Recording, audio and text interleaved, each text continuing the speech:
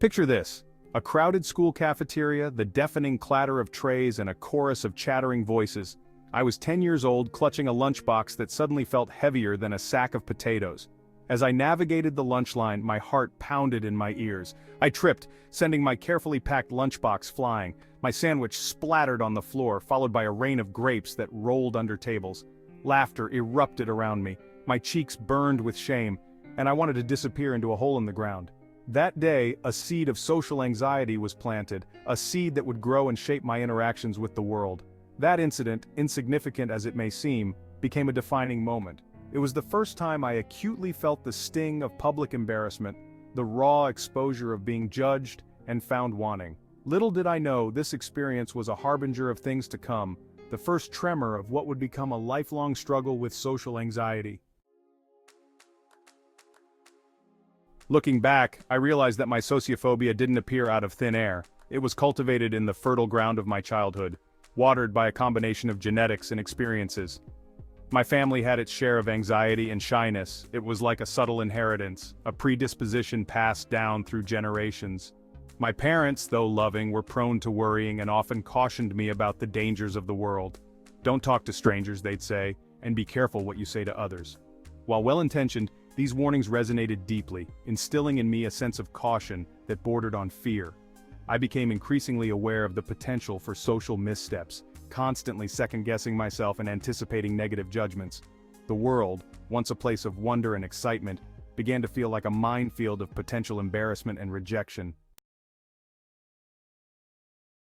School, a place meant for learning and growth, became my battleground. Each day felt like a performance, and I was constantly on edge, terrified of saying or doing the wrong thing. Class presentations were my worst nightmare. My palms would sweat, my voice would tremble, and my mind would go blank. The casual interactions that came so easily to others filled me with dread. Lunchtime, with its forced conversations and potential for spills and social blunders, was an ordeal. Recess, instead of being a time for fun and games, became a time for strategic avoidance. I'd linger on the periphery of the playground, watching other kids engage in carefree play, wishing I could muster the courage to join them. The social dynamics of school, the cliques, the gossip, the ever-shifting alliances, were a source of constant anxiety. I felt like an outsider looking in, longing for connection, but terrified of the vulnerability it required. Adolescence, a time of self-discovery and burgeoning independence, only amplified my social anxiety. The pressure to fit in, to be popular, to navigate the complex world of dating felt insurmountable. Parties, dances, and social gatherings became my personal torture chambers. The thought of approaching a group of my peers, let alone someone I found attractive, sent shivers down my spine. My mind would race with worst-case scenarios, imagining all the ways the interaction could go wrong. I became a master of avoidance, dodging invitations, making excuses, and retreating further into my shell.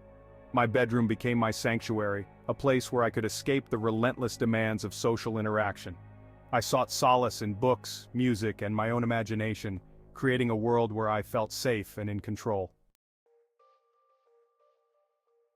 Section 5: College Days, Lost in a Sea of Faces. College, with its promise of new beginnings and a fresh start, only intensified my social anxiety. Suddenly I was surrounded by hundreds of unfamiliar faces, each one a potential source of judgment and scrutiny. The pressure to make friends, to find my tribe, to create a social life felt overwhelming. I'd spend hours in the library, not always studying, but often using the quiet solitude as a refuge from the social whirl outside. Dormitory life, with its shared bathrooms and constant buzz of activity, was a nightmare. I felt constantly on display, my every move scrutinized, my every word analyzed. I longed for connection, for the camaraderie and shared experiences that seemed to come so naturally to others. But the fear of rejection, the terror of putting myself out there only to be met with indifference or, worse yet, ridicule, kept me paralyzed. Section 6: The First Job Interview, A Comedy of Errors. The transition from college to the working world was fraught with anxiety. Job interviews, those high-stakes encounters where first impressions are everything, were my worst nightmare. I'd rehearse my answers meticulously, trying to anticipate every possible question, only to freeze up the moment I stepped into the interview room. My heart would pound, my palms would sweat, and my carefully crafted responses would evaporate from my mind. I'd stumble over my words, my voice cracking under the pressure. The interviewers, with their polite smiles and probing questions, seemed like judges in a courtroom, ready to pass sentence on my worthiness. It's no surprise that I struggled to find employment. My social anxiety, always lurking in the background, became a formidable obstacle, preventing me from putting my best foot forward and showcasing my skills and abilities. Section 7, Dating Disasters, Fumbling at the Finish Line. Dating, that minefield of social interaction, was another arena where my sociophobia wreaked havoc. The thought of approaching someone I found attractive, of engaging in witty banter, of navigating the delicate dance of attraction and rejection, filled me with dread. I'd overthink every interaction, analyzing every word, every gesture for hidden meanings. Was she laughing with me or at me? Was he genuinely interested or just being polite? The fear of misinterpreting signals, of making a fool of myself, often led to awkward silences and missed opportunities. My dating life became a series of near misses and what-ifs. I'd meet someone I liked, muster the courage to ask them out, only to sabotage the date with my nervous chatter and self-deprecating humor. Section 8. The Spiral of Avoidance. As the years passed, my social anxiety tightened its grip. What started as a fear of specific social situations morphed into a pervasive dread of all things social. I became an expert in avoidance, structuring my life to minimize social interaction. I chose jobs that allowed me to work independently, shunning positions that required teamwork or client interaction. I declined invitations to parties, weddings, and even family gatherings, inventing excuses to avoid the scrutiny and judgment of others. My world shrank, becoming smaller and more isolated with each passing day. I was trapped in a vicious cycle of avoidance, my fear feeding on itself, growing stronger with each interaction I dodged. Section 9. Recognizing the pattern, the Sociophobia Diagnosis. It took a long time, years of struggling in silence, before I finally sought help. One day I stumbled upon an article about social anxiety disorder, and as I read the symptoms I felt a chill run down my spine.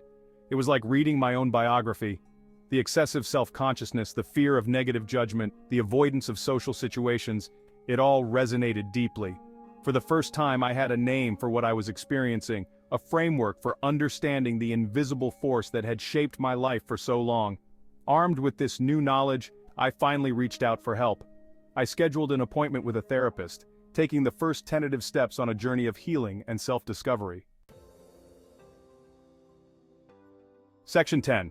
Finding my footing, therapy, and coping mechanisms. Therapy was a revelation. It provided me with a safe and supportive space to explore the roots of my social anxiety, to challenge my negative thought patterns, and to develop coping mechanisms. I learned about the power of cognitive behavioral therapy, a type of therapy that focuses on identifying and changing negative thoughts and behaviors. Through CBT, I began to recognize the irrationality of my fears, to challenge the negative self-talk that fueled my anxiety. I learned relaxation techniques such as deep breathing and progressive muscle relaxation to manage my physical symptoms of anxiety. I also discovered the power of exposure therapy, gradually exposing myself to the social situations I feared most.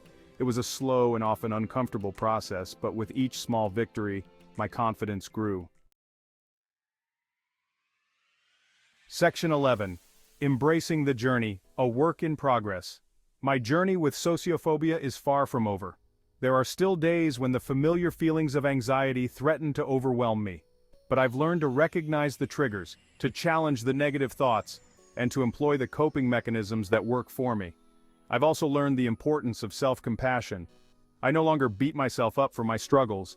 Instead, I acknowledge my progress, celebrate my victories, and extend myself the same grace and understanding I would offer a dear friend. Sociophobia may always be a part of my life, but it no longer defines me. I'm learning to live a full and meaningful life, embracing the challenges and celebrating the triumphs, one social interaction at a time.